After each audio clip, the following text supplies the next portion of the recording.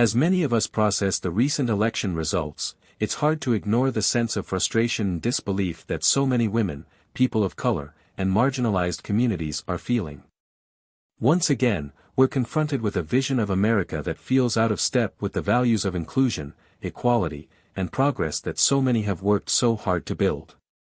Why does it feel like, with every step we take forward, there's an equally fierce push to turn us back? How can so many Americans look at a leader who openly disrespects women, dismisses marginalized voices, and celebrates outdated power structures and feel that this represents the future of our country? It's essential to understand the core of what's happening here. Traditional family values, as they're often cited by the MAGA movement, is code for a time when a select group held unquestioned power. They speak nostalgically about a past where women knew their place, where people of color were kept in the shadows, and where the country was crafted to serve only a small segment of the population. The MAGA slogan, "Make America Great Again," isn't so much about greatness as it is about reinstating an order where women and minorities were expected to be quiet and compliant. The driving force behind this movement isn't just political strategy, it's a deeper and more pervasive sense of fear. Many in this movement are threatened by a changing America, where women are outpacing men in education, where diverse communities are increasingly represented in politics, and where conversations about racial justice and equality are finally breaking into the mainstream. This movement seeks to stoke economic fears as a way to legitimize anger at these changes. But if you look closer, it's not just economic anxiety, it's the fear of losing dominance, losing control, and facing accountability for historical and ongoing injustices. The challenge here is that it's not just men upholding this vision. The recent exit polls showed that a surprising number of women, particularly white women, voted for Trump. Why? Part of it may be an illusion of protection, a belief that if they align with patriarchal values, they'll be spared from its harshest realities.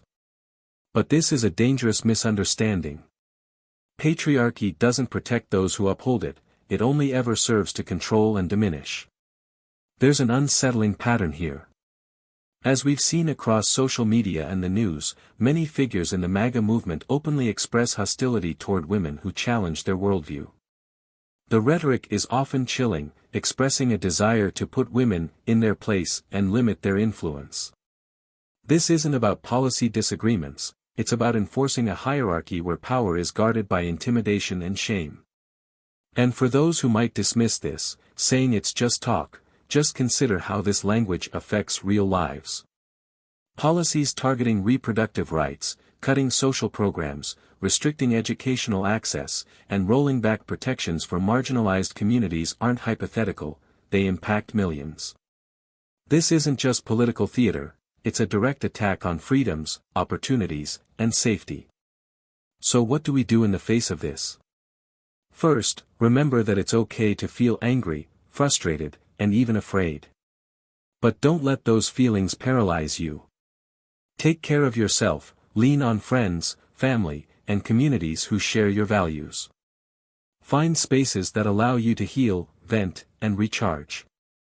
Self-care isn't an escape, it's preparation. The road ahead may be long, but we're stronger together. Reach out, organize, and hold on to what's important, a vision of America that includes all of us. If you're resonating with this, if you're ready to stand together for equality and justice, hit that like button, and don't forget to subscribe for more conversations like this. We need every voice, every vote, and every action in this ongoing fight.